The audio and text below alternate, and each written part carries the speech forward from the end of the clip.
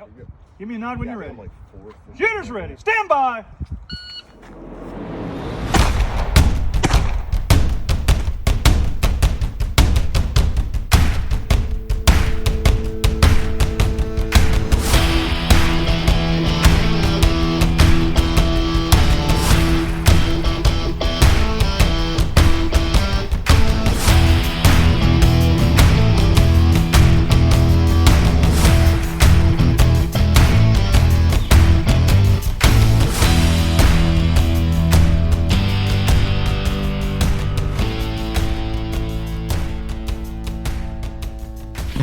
Hey everyone, this is Matt Gunlock from the 3GIQ podcast. I'm here with my co-host Frank Gow, and we have a special guest, Tom Kubiniec.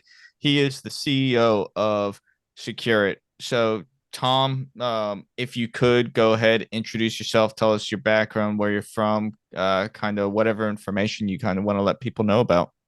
Got it. I am the founder CEO of SecureIt Tactical. We started out as a defense contractor and building armories. Got involved with weapons storage in the military in 2002. Our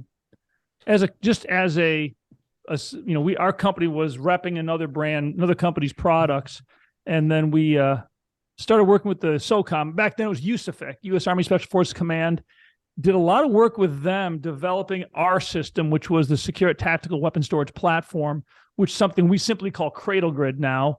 That was in 2008. We launched that. By 2011. We were probably the largest supplier to the U.S. military for weapon storage systems. It really took off. And then when sequestration hit and all the forced cutbacks, we just about went out of business. And at that point, made the decision to go into consumer products, because no matter how good we were with the military, if Congress shut off the budget, if the money was turned off, we were dead. So we went into consumer products, and since we did that in 2015, in the last 3 years, we've made Inc. Magazine's fastest growing companies in America list twice. The retail side of the business has just exploded. And, so how did you yourself kind of get into the security storage industry?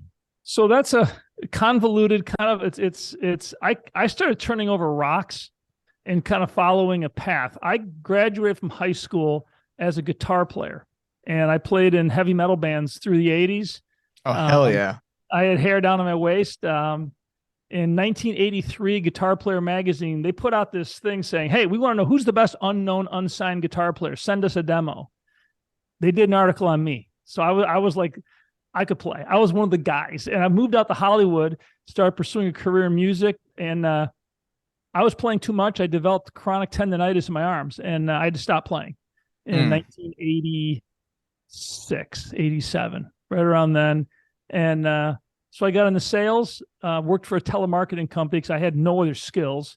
And telemarketing companies will hire anybody, selling computer supplies. And 2 years later, I quit and started my own company selling. I basically, in an apartment in a lousy neighborhood in San Fernando Valley, had a phone and leads and started just calling people trying to sell computer supplies, and started a business. Built that up to about 20 reps and sold it, and then started another computer company. Same type of thing. Got into the internet in 1998. I got into the internet, started making websites, selling laptop storage cabinets when the HIPAA laws came out. Remember, they had the Healthcare Information Protection Act, all that. Mm-hmm. So all of a sudden, one day they had to lock up all their laptops. So I sourced a bunch of manufacturers to make them, and we had laptopstorage.com, and we became a huge seller of laptop storage. And in 2001, a guy called me and he said, can you store MP5s? And I'm like, sure. I go, what's an MP5? I didn't know. And he goes, it's a little machine gun, a little submachine. I started laughing. I go, who is this? And he was with the FBI. And I was just, I'm sure we can. So we talked for about an hour, and I said, give me some time. Give me to do a little research. And I started just doing cursory research. Back then it was Yahoo. Google wasn't even a player yet. And so started doing my own research, and very quickly came into all this information that the U.S. military armories were struggling. They were transitioning from the M4 to the M16, or from the M16 to the M4. They're going from a 39-inch standard, battle rifle to the M4, which really was a weapon system, a modular system. I mean, if you're SOCOM community, they had SOP mod kit, they had all the attachments and optics and electronics, high value gear was coming into the armories, and they had no capacity to deal with it. So we got into weapon storage, working with one of our laptop cabinet manufacturers. Guy was in Canada. I called him, the owner. He was a friend of mine. I said, Steve, I got to run something by you, man. Let's make weapon racks for the military. He started laughing. He said, I'm working with the Canadian government right now to design a system. So I flew up to Toronto and we sat down and started banging out ideas and came up with a solution. It really was designed to meet the Canadian requirements, and we sold it in the US, and he wouldn't make changes that I saw necessary for the US market. So we parted ways. We started developing our own system in 2006, and we won a contract with SOCOM, at the time it was USAFIC, to give them, it was an arms room assessment. The contract had us traveling to every single Army Special Forces armory, spending a day with the armor, watching the workflow, interviewing him, just the whole interaction of that space. We had a solid day to day and a half in every single armory and built a huge catalog of data. We came back and presented a report to command as to why their armories were failing, but also it was an 18-month period. We really became the experts on weapons storage. Now, my first meeting was with the colonel at Bragg, and I didn't know anything about what I was talking about, but nobody knew the space. Weapons storage was it was really unknown. There were no experts. So we were a 3-person company. I walked into the meeting with Gary Myrick, was my sales guy. He and I were kind of working together, and he looked like an operator. He wasn't, but he spoke military well. He just had it down. He'd been selling in that space for a long time. And I walked up to the colonel. I said, "Hi, Colonel. My name's Tom Kubiniec. I'm considered the leading authority on weapon storage and armory design. I think we're the company to do this." We talked for about 25 minutes and left, and Gary looked at me. He's like, "What the f are you talking about?" I said, "Gary, nobody knows the space. There are no experts. We just claimed it. Nobody can tell him we're not." And we were up against like L3 and Harris, all these big defense contractors. Our bid came in, I'm sure, a lot less because we were just a small company. We won the contract, and over the next 18 months, we became the leading authority on small arms storage. I mean, we just immersed ourselves in that world and developed the SecureIt Tactical Weapon Storage platform, which, if you guys spent much time in armories, you know how bad they can get. Mm-hmm. What we did different, there's that universal weapon rack, the green one with the crazy doors. Yep. When that system is installed, it works brilliantly. Now, that system has about 66 different components. They've got a bracket for a 240. They have a bracket for a 249. Each weapon system has a bracket that snaps in or screws in and holds the weapons perfectly. Problem is MTO, or weapons density list, changes. 6 months later, things are changing. And in the military, you just don't go out and buy new brackets. You make do with what you have. And, 6 months, a year, once 4 or 5 years go by, they've got all the weapons have changed, all the gear has changed, but they've got the same internal components, and the racks are a mess, that bird's nest. So our system was one moving part. It was right here. It's our upper cradle, our upper saddle. This one piece holds from an MP5 up to shoulder launch systems, crew serve weapons, sniper suites. It'll hold every single weapon in a SOCOM armory and adjust on the fly, no tools required. So an armor could walk up to the rack with, whether he had a Mark 19 or an MP5, and on the fly adjust it, place the weapon, and walk away. And it solved the complexity problem with weapon racks. And then for the rest of the gear, our system just used plastic bins that you could buy at Home Depot. Now, we didn't know if they were going to think we were nuts or laugh at us. We showed them the system, and they loved it because anywhere in the world, a unit can source storage bins. They're available everywhere in the world, so they could always solve problems. We did the MARSOC build when Pendleton built that facility. I think it is the largest armory. I know it's the largest CONUS armory. I'm pretty sure. I mean, it's large. I've never been anything close to the size of this thing.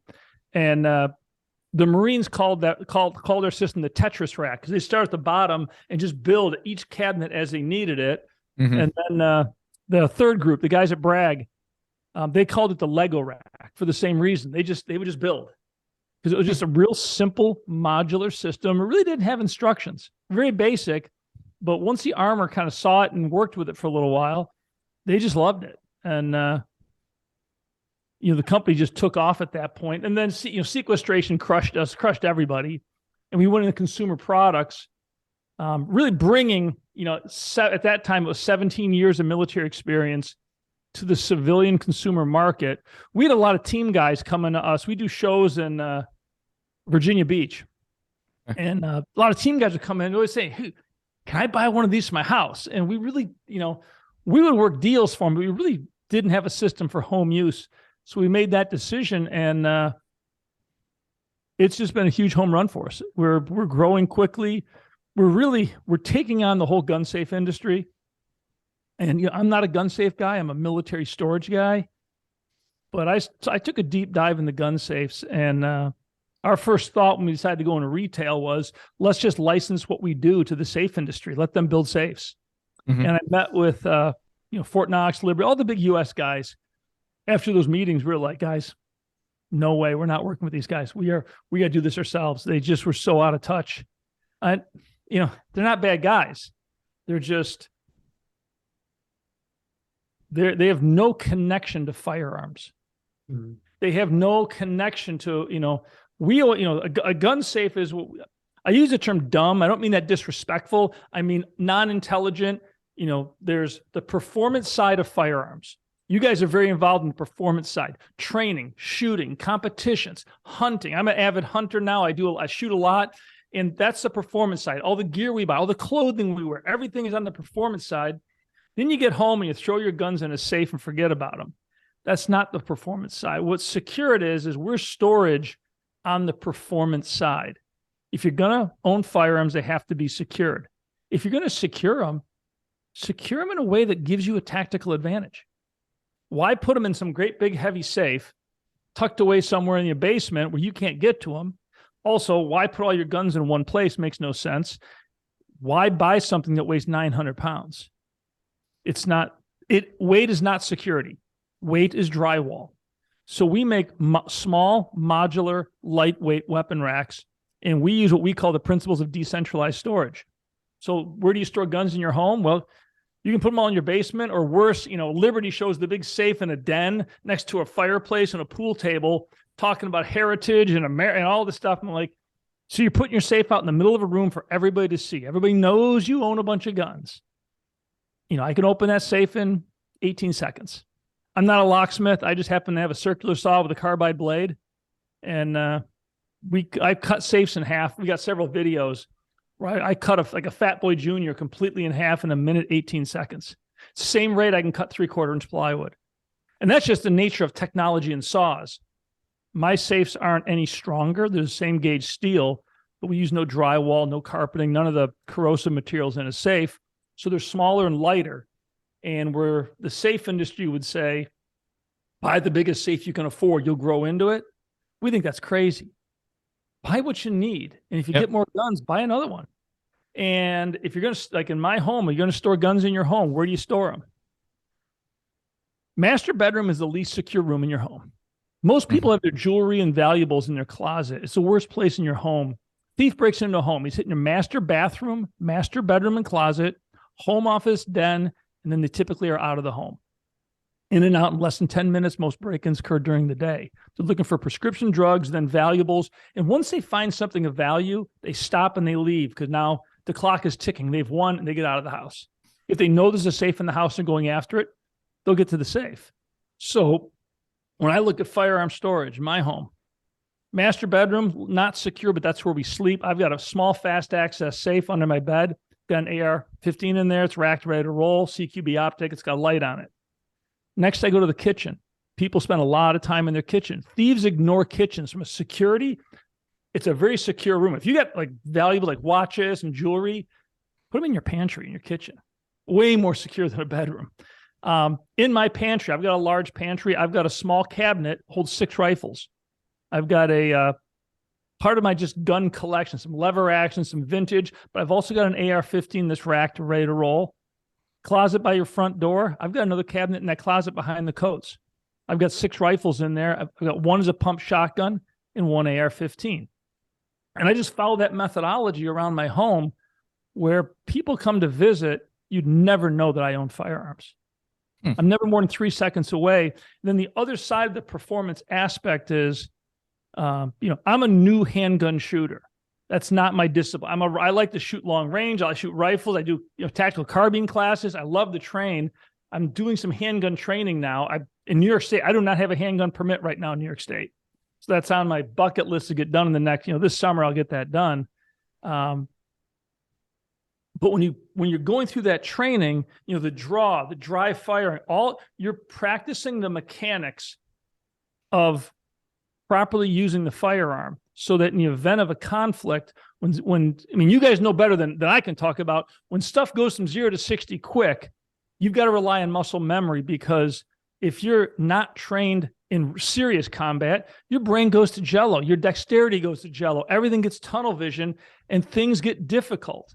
So with our storage solution, under your bed, fast box, I tell everybody for the first 35 to 40 days, every night you go to bed, turn the light off in the dark, very deliberately, cleanly open that lock. Slow, smooth, accurate.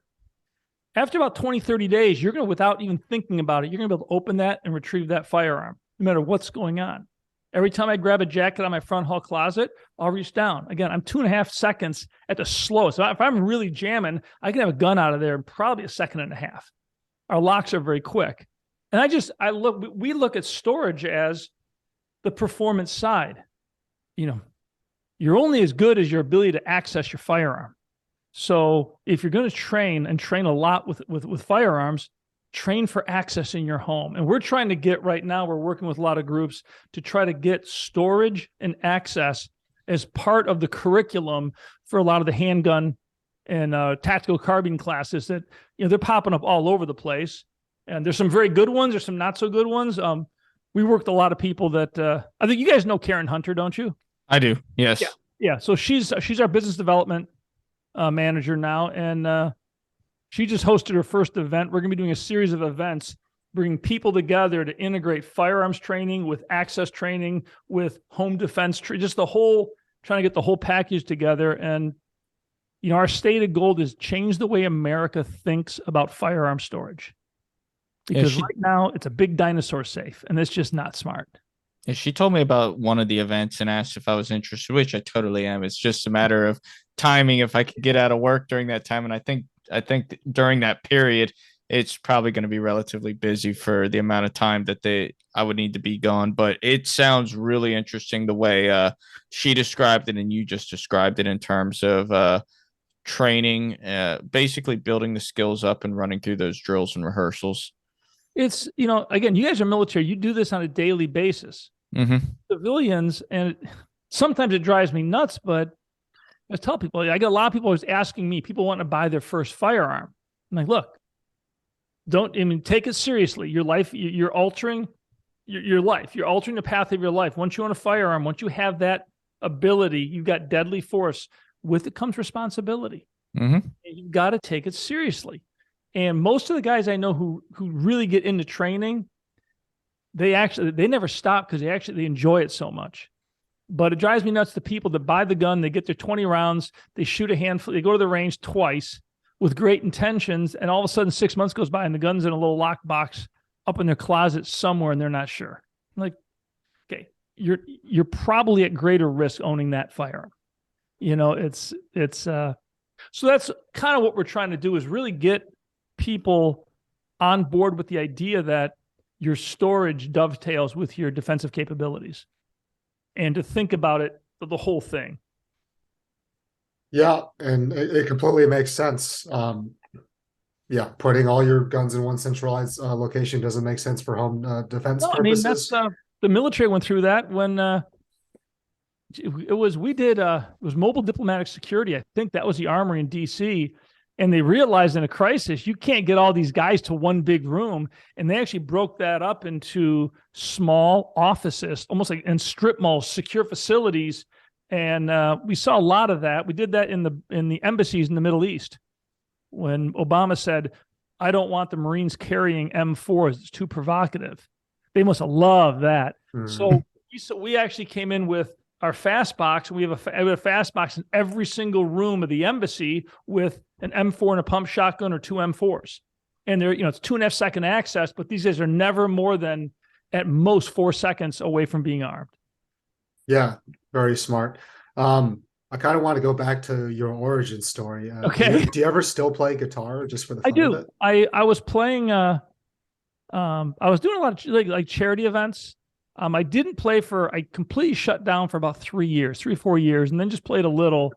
And then I started getting back into it a lot. And I can't play, I used to be one of those metal speed, doing Paganini's Capris and classical, just all the crazy stuff on, Marshall amp, the whole thing. I played the Judas Priest Iron Maiden cover band when I was in high school. Oh, Maiden's like number one for me. I have 5 Iron Maiden tattoos. There you go. It's one of the best concerts you'll ever go to. Is Iron Maiden. Yeah. Went to a Maiden concert with Megadeth as the front band, and then Maiden as the main show, and I was on cloud 9 the entire time. It was just beautiful. And they still knock it out of the park. But so I do play. I had a year and a half ago, I had another, I'm also an avid golfer and competitive, and I play a lot. And I just, a year and 8 months ago, my tendonitis blew up bad, and I've not played golf. I've not played guitar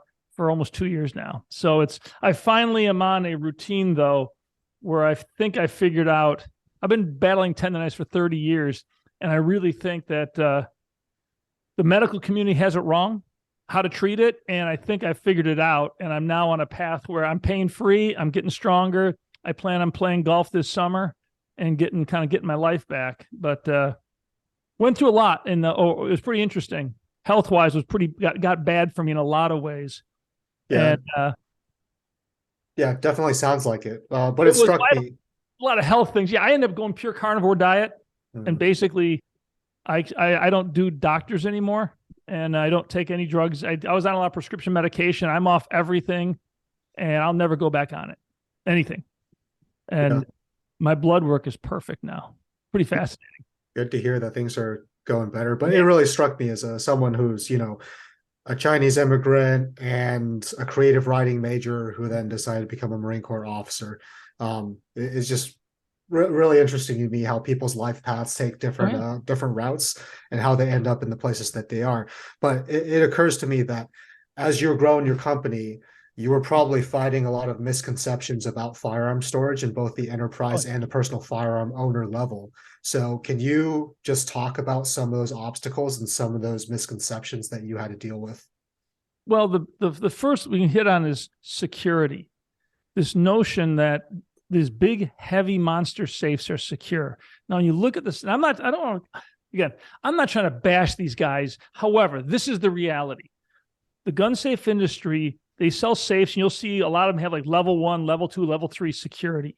As you go up in levels, what are you doing? They're going from the basic safe. Then they go level 2 is a drill plate on the door and a couple of extra bolts. Level 3 will be a plate on the door and then corner bolts. But everything they do is focused on that door. On this, and they show all the videos you'll see of the guys like trying to pry safes open. A cheap Chinese safe you can pry open in 15 minutes, but our safe you can't. When you actually look at break-in data, safes aren't pried open, they're cut open. And modern saws cut them right open. All gun safes in America are built to UL class RSC. And UL was created by the insurance industry in the late 1800s when America went electric. Fire insurance companies were like, how are we going to rate policies with this new electric stuff? This looks really dangerous. They created UL, Underwriters Laboratory, to test electrical components and certify them so to have at least a minimum level of safety for electrical. And if you look today, all electrical things that we have, all cords have that little UL sticker on them. Mm-hmm. Well, they also went to the safe, and because safes were becoming very popular because people were relying on a lot of cash. And they did the same thing with a series of ratings for safes. And UL has a class rating from safes, from small jewelry safes up to bank vaults. And there's a whole rating. And that's just how an insurance company will give a policy to a jewelry store with $5 million in diamonds. They'll say, okay, this is your policy, but you need to have a UL Class B safe or better. That's how so the gun safe industry started to really grow in the 70s. Insurance industry went to UL and said, guys, what are these things? Because they're not built like regular safes. And, the original patented fire safe is double-walled steel filled with concrete, patented in 1865 by Silas Herring. And that's been the standard safe. They still make them that way. The gun safe industry went to a single-walled safe lined with drywall and carpeting. So UL tested the safe, and they came up with Class RSC, Residential Security Container. That's what the class is called. The word safe is not part of the designation. UL's statement was that these did not meet the minimum performance to be called a safe. So a gun safe per UL classification or certification will secure your firearms against a single threat with a hammer of less than 3 pounds, a pry bar less than 18 inches, and a small hand drill. For I think it's for 7 minutes or 10 minutes. So we're talking about a 1950s threat level. A modern thief comes in with a circular saw and simply cuts the safe open again, I can remove firearms from most safes in 18 seconds by cutting a square hole in the side of the safe as fast as I can cut plywood. The other piece of it then is, and this was really what shocked me, I started doing research. Now, we build a lot of museums, and we've done a lot of very valuable relic collections and things. And we got a lot of requirements for what we can and can't use in terms of materials. And everything that we build is compliant with, there's an association museum, there's a standard. We're compliant with it. For relic weapons, you won't off-gas and tarnish weapons. The materials inside a gun safe aren't allowed in the military armory. When you take a safe apart, you've got steel, drywall, and carpeting. From the inside out, the carpeting is held down with adhesive that's got formaldehyde in it so it doesn't get mildew. It's a rubbery adhesive. It stays pliable. Formaldehyde is highly corrosive. Then you've got drywall. Drywall has elemental sulfur in it, which breaks down with any level of humidity and oxygen into sulfuric and sulfurous acids. You've got pyrite, which is very prevalent in drywall and gypsum when they mine it. Pyrite goes through the same breakdown process, turns into sulfuric and sulfurous acids. In fact, the acid runoff from a lot of mining industries in the U.S. is a real problem because of that pyrite breakdown. And you've also got ferrooxidant bacteria, which is a bacteria that eats metal. It's used in the mining industry to strip metal from low-grade ore. That lives on the pyrite and eats it. It can get into firearms. The safe industry sells millions of dollars of products like the goldenrod and desiccants and all these things to stop corrosion. But a gun that's properly cleaned, oiled, shouldn't corrode. My grandfather had guns in a glass case. He lived off Lake Erie near Buffalo, New York, a very humid area. They never corroded. Our safe, we don't. If people want to use a desiccant or a they can. We don't require it. But the gun safe industry is big on this because the materials they're using are very corrosive to firearms. I'll tell anybody, if you're at a safe store, you got a safe that's been closed for 4 or 5 days, open the door, put your nose in there. You get a slight smell of sulfur. That's sulfuric and sulfurous acids, a little bit of hydrogen sulfide, all of which are corrosive. That's the process happening. So it's, they've created this toxic box. And, I talked to Liberty about it. I said, you guys, you can eliminate these materials for nominal money. They don't care. I mean, because they're not gun people. Most of the big safe companies are now owned by venture capital group, which I got no problem with capitalism. That's what built America. But when you're dealing with firearms, there's a different level of commitment, I think, that most firearms owners want to do things right. I don't believe the safe industry gives them the tools to do it. So that's why we came into the space. And I get a lot of pushback. In fact, I've gotten lit up online for some of my statements. I'm just like, guys, you know what? Say, look, I'm not trying to be a dick. Prove me wrong. But people get mad because they spent $2,800 in this big safe. And I'm telling them, look, I'm sorry, but it's not in the best interest of your firearms. So we're trying to get that changed and get people to realize that going lighter is better. We also look at the average American moves every 6.3 years. 4 years ago, it was every 6.8 years. America is becoming more mobile. The two most left behind things when people move are hot tubs and gun safes, because it costs thousands of dollars to move a gun safe. Furniture companies don't touch them. You have to hire local safe guy to move it out of the house, a shipping company to ship it, and another safe company to put it in your new house. They get left behind. It's cheaper to buy another one. But it's, I moved my safe by myself whenever I had to move up here to Virginia, and then I had to move it again whenever I bought my other house here in Virginia. That was not fun. It's no, we did build. We have a safe called the True Safe. We built it to prove a point. It is a double-walled steel safe filled with concrete. Holds 8 gun. It weighs 1,200 pounds, maybe more than that.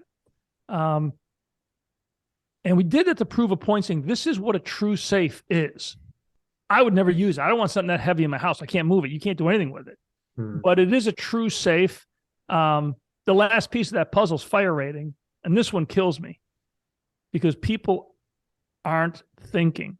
And once they start thinking, they realize how ridiculous fire ratings are. First off, fire ratings are nonsense because the test is nonsense. Our True Safe, we had it tested with a fire, safe testing facility. It went 2 hours and 20 minutes to 350 degrees. I would give it a 30-minute rating. The gun safe industry would give it a 2-hour, 20-minute rating. The problem with the test is it's static. They bring the oven up to 1,300 or 1,500 degrees, and they watch the temp probes in the safe slowly heat up. Well, if you're baking a pizza in your oven, you have the oven preheated to 450. You put your hand in that oven at 450, I'll bet you could hold it in there for a minute, maybe longer as it slowly heats up. Eventually, you got to pull it out. Now, take a small jet engine with exhaust of 450 degrees going 60 miles an hour, mounted to a bench. Put your hand in that exhaust stream. In 2 seconds, the skin will be burned off your bones because of the convective nature of how heat transfers. In a fire in your home, the air can be moving in excess of 60 miles an hour. So gun safes absolutely cannot deal with fire, true fire. The other side of it that we're really trying to get people to realize is, do you know how hot your guns got if they were in a fire? Now, we cooked off a safe last summer. We did a 90-minute rated safe. We it's a big bonfire, put it in a box. It went about 19 minutes, and it busted 400 degrees. And we're like, wow, okay, we put the fire out. We just wanted to see what happened. We're kind of let it cool down. 30 minutes later, the inside of the safe was 720 degrees because the hot metal kept transferring heat. What I'm want people to realize is if you've got guns in a safe, now non-wood, let's say they're chassis guns, or do you know how hot they got? At 380 degrees, hardened steel starts to change, losing its properties. Annealed steel, which is barrels, starts to lose its properties at about 680 degrees. The point is you never know how hot your guns got. If your guns were in a safe, in a fire, you should not shoot them. Buy insurance and replace them. And I think a lot of people have this, they're buying these safes, spending a lot of money for a fire rating that really, the test is not honest. It truly is the safe industry developed their own test and they passed it, but it really isn't reality. But more importantly is, if you truly are concerned about super valuable guns, you need to get them underground. You need to get them in a true vault. But your basic fire rated safe, what they're using is corrosive, and the fire rating doesn't mean anything. But if your guns got cooked, buy insurance and replace them because you should not shoot those guns. What you said about Americans moving more often really struck a chord with me, partly because both Matt and I, Matt's retired. I'm still active duty.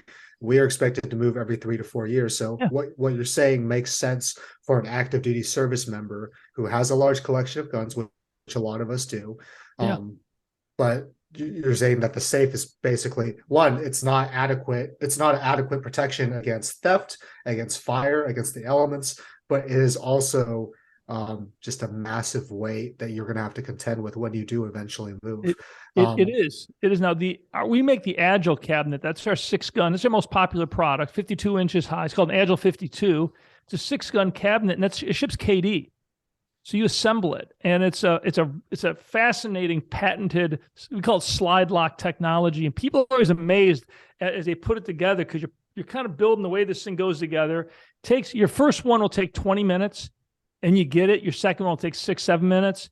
But once you tighten up these 8 little bolts, it locks together like a puzzle and becomes incredibly strong. But the beauty when you're moving is you can just move it with a hand truck, or you can completely disassemble it. All safes should be bolted to the ground.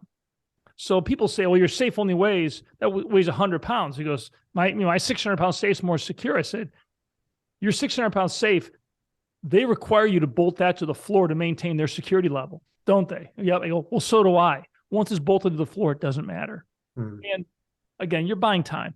A determined thief, a thief in your home with time will open a safe. They're simply going to be able to open it. So what are we really protecting against? Targets of opportunity, children, idiots, all the stupid stuff that's easy to do. Yeah, that completely makes sense. I want to talk a little bit about, and you've touched on it, but the modularity of your product. So a lot of products that are doing well, for example, I just traveled to the Tactical Games in Texas, and one of the life-saving pieces of equipment that I used was Magpul's DACA grid. It's just a grid that goes inside your Pelican case, and it allows you to configure based on whatever gear you're bringing that particular trip. So I like that. Different gun walls are starting to come out with modularity, and that seems to be the theme. And it seems like you guys kind of adopted that a little sooner because you realized that was a demand from the customer level. Could you talk about your approach, SecureIt's approach to a modular secure product that satisfies like military, enterprise, and personal firearm storage? It's interesting because what you're talking about is something that I actually spoke on it. I wrote a paper on it. Civilians track the military. The military went through this transformation coming into the Gulf Wars. They got rid of the M16 and went to the M4, and then the proliferation of optics and other high-value gear coming into the armories. And that's for the first time that modularity was needed. And then you look at the civilian market, and you go back 40, 50 years, most guys hunted with iron sights. And, it was pretty simple. And now you look at it now, and everybody has spotting scopes, optics. The thermal is becoming popular. In the hunting community, there's so much gear, and people love their gear. So that requirement for modularity is coming into this as well. The way we look at modularity and the way we look at those requirements is simplicity. When you come in to SecureIt, you're going to see a big sign that says innovate and simplify. The simplest solutions are the ones that withstand the test of time. So we always design anybody can make something that does something if complexity isn't a problem, but then make it simple. And that's the challenge. That's what, Jobs with the iPad. It was so successful because there's no directions. You just use it. It's simple. So our solutions are extremely simple, and they're open architecture. I know of no other company that does that, in that we have our patented, this one bracket or one upper cradle holds everything in a SOCOM armory. Well, in civilian, it's going to hold every gun you're going to have. And then the rest of our solution for all the gear, all the rest of the stuff, we have a lot of different shelves and bins, and you can go to Home Depot and go down the storage aisle of Home Depot, and there's a boatload of stuff that you can buy there to solve the problem, solve your storage problem. Our solutions, unlike the safe industry, is a static. You get the little W's, are all the same height, your guns go in. Our cabinet's an empty box with that back wall. You start at the bottom and you build the solution to meet your specific needs. No two people configure their safe the same way. And it comes down to personal preference. But we look at our storage solution as a tool. It's a tool that allows you to create your storage solution to meet your needs. And it's dynamic. You can change it at any time.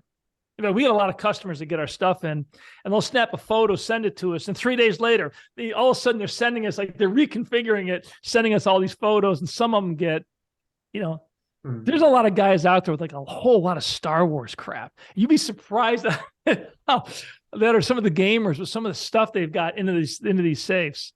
It's that, and then bourbon collections.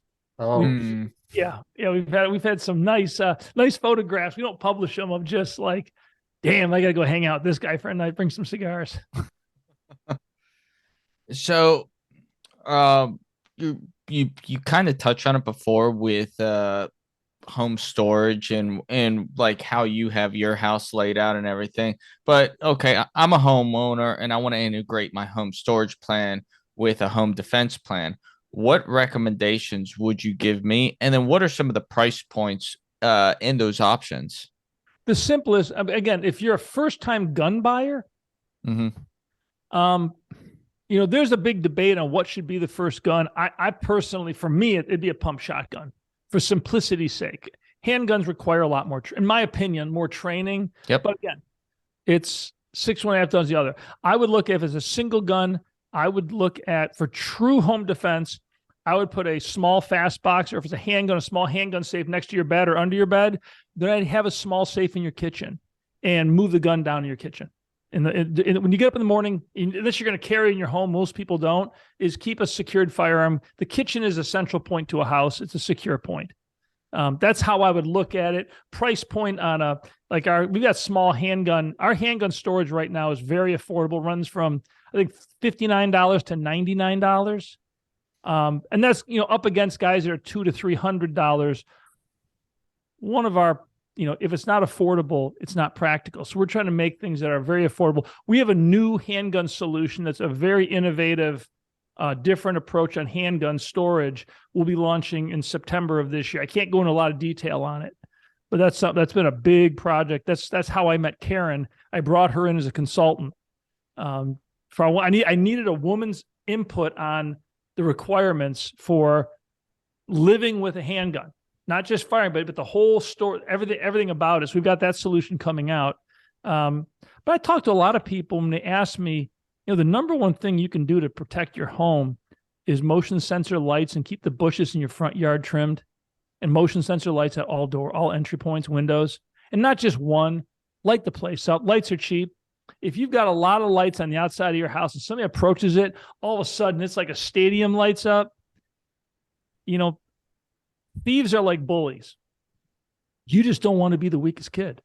Your home, you want your home to be, all you got to do, or like if a bear's chasing 10 people, just don't be the slowest. You don't have to be the fastest. Just put your house in a position to not be the one that gets hit. It's not that hard to do. And then once you come inside with firearms, whether it's a handgun or a rifle, I just put a small fast access safe. If you only have one safe, I'd probably put it in my kitchen. Would be the go-to place. And then, if you're at night, people feel vulnerable at night. I think a gun in your bedroom is not a bad idea. But I'm also under the mindset that if you're 68 years old and you have no kids, you still need to lock your firearms. I get in this debate with people all the time. And I always try to explain it to them as, because when you look at accidental shootings with kids involved, it's a long series of events that seem crazy, but it resulted in a tragedy. So I was talking to two guys. They're like, I got no reason to lock my guns. I said, okay. So you got a husband and wife. They're in their 30s. They've got two kids that are 4 and 7 years old. Husband has a stroke and he's barely alive. Ambulance shows up. Wife's freaking out. They go to the hospital. Can you watch the kids? It's a panic situation. Now you say, sure, they're your neighbors. You like them, you get along. Now you're watching the kids. Well, it turns into a week because he's not doing so good or he's barely hanging on. The wife is a basket case and their family lives across the country. So now you've got two kids in your house and you've got unsecured firearms. You think you put them away, but again, maybe you got 10 guns. You're not sure. You can see how kids are curious or bored. They don't know what's going on. You can see the makings of a tragedy. Again, all you got to do is break that chain, and simply having guns in locked fast access safes breaks the chain. And when you look at accidental and child shootings, simple home security breaks the chain most of the time. When you look at Lanza in Newtown, he walked into his mom's house, picked up her rifle and shot her twice in the chest. I don't know if she ever said a word to him. I have no idea. But if her guns had been properly secured, is it possible she could have recognized that he had blown a fuse and gotten help? I mean, we'll never know, but I got to believe that if her guns were locked, there was an opportunity to break that chain. So we are, hard line. If you own firearms, they're all secured. I've got my guns behind me, but before I leave tonight, all these go in, everything gets bolted down, get locked down. Right. Now, like Frank and I are big time competitive shooters, and a lot of the people that we talk to, we hang out with, our best friends, they are of the same mindset. And Frank kind of hit it before, like with some of the modularity bits. But what would you recommend us as a competition shooter who we're always going back and forth, between guns or jumping on the computer, and then, hey, I got another break, so I want to get some dry fire practice in. What kind of secure storage solution would make it easier for personal access to firearms for that dry fire practice? And then, even like we travel out of state, something for our vehicles. For me, I shoot 3-gun, so I have a rifle, pistol, shotgun. I could sometimes bring 2 of each gun. Do you have any storage solutions for vehicles? Our fast box can be vehicle mounted. We've got a lot of guys in the truck and Jeep world that do that, and we're right now we're just finishing up prototyping on a modular system with a pull-out drawer. Vehicle storage is very difficult, and the big drivers of that is cars are always changing. Every car is different. There's no flat surfaces on modern cars, unless you got a pickup truck bed, but the inside of a car, there's nothing flat to bolt to. And most manufacturers don't want a metal box inside a car that they can't guarantee is secure. In a simple rollover, survivable accident, a gun safe inside a car, even a handgun box, can kill people. And for liability reasons, it gets difficult. Our handgun solution, tell my guys, spill a little candy in the lobby. What we're working on is a modular handgun safe that your gun goes in this box, let's say, snaps into a safe on your wall. You do the combinations, and it goes, and the box just pops open, and the gun presents. You can grab it, turn, and shoot. Then you're going to go to the range. Well, the box that's in that whole lock system, the actual box snaps out, and it's a transport case. In your car is a smaller version of that lock, so the same box locks into your car. If you only got one gun in your home, you buy the case for the gun, and you have a couple locks. So wherever you go, you just snap it in. It's also flight approved. So it's the idea of it's fast access home storage, transport, auto. It's everything for just specifically designed at handguns, kind of across the board. We're looking at it for long guns, for rifles. We're actually looking at a soft safe we've been experimenting with. Because 3-gun, I've got a lot of, chassis guns. I like to long range shoot. And if I'm in the truck, like those Voodoo tactical bags, for me going to the range, as long as you're careful with them, you can stack them up. And it's pretty simple in a vehicle because they're soft and they fit in places. We're looking at the concept of a soft safe, where it's fabric, but it's ballistic, and it's got a bolting system that can lock into a vehicle. So there's things we're working on. We've got the pull-out drawer system, which I should have the prototype here within 2 to 3 weeks. And then we should, with tooling and everything, I would think we could have that for sale in August, maybe, or September. Tooling and manufacturing takes time. But very cool. Tom, really appreciate you coming on and talking to us about firearm storage, security, all the great things that SecureIt's doing. Sounds like you guys have a lot of really cool products coming out at this time. Is there anything you haven't touched on, or is there anything that you would like to leave the audience with? I think we've covered a lot. It seems like it's always, the fastest hour of your life is an hour talking about the industry. If people want to learn more about what we're doing, come to our website. Our mission is to change the way America thinks about firearm storage. We don't spend a lot on advertising. In fact, we spend very little, and we're growing tremendously, and it's all word of mouth. It's people who get our products. Karen's a great example. I brought her in to help me with design something. She loved what we were doing. We stayed in touch, and now she's working for me, and she's a firecracker. So it's it's a grassroots movement to really change the mindset that storage and security is part of the performance side of firearms. And you've got to train for access. You've got to train. If you're going to train your draw, train all the aspects of what you're doing to be proficient and defend yourself. Well, the guns have to be locked, and then you've got to practice with basic practice. You can remove a firearm from my safe in a second. And we're redesigning our lock to actually make it faster. We're going to go to a larger buttons, a simpler keypad. We don't believe in technology. I see something get hit on quick. I see a lot of people bringing RFID technology into gun safes. It's just another thing to fail. The term never fail. We look at our product as never fail technology. Because a guy shooting at you, the safe has to open. The problem now, the fingerprint readers are just sloppy. We would never use them because if your hand's wet, they don't open. If your hand's dirty, they don't open. If years go by, your fingers can change, they won't open. But the RFID is really problematic because you buy the safe and it comes with like 4 fobs for your keys, maybe a wristband, a little card. It's got all these pieces. Now you bring in key control, which most civilians don't know about.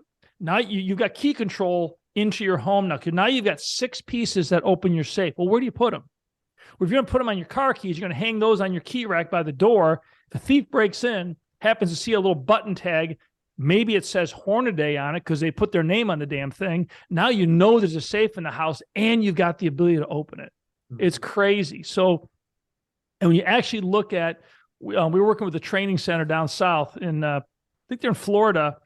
When you actually put people into the simunition where it hurts, they're being shot at, is they never use the tech. When they're in panic, I got to get this open. You use the button lock because it's simple, it's easy, and you can do it quickly as opposed to digging in your pocket, trying to fumble through and find a little fob to open up a safe. So it's a gimmick, and it drives me nuts because it's putting you at greater risk. Having all those little fobs in your home puts you at greater risk, and it offers you nothing other than kind of geeky tech cool.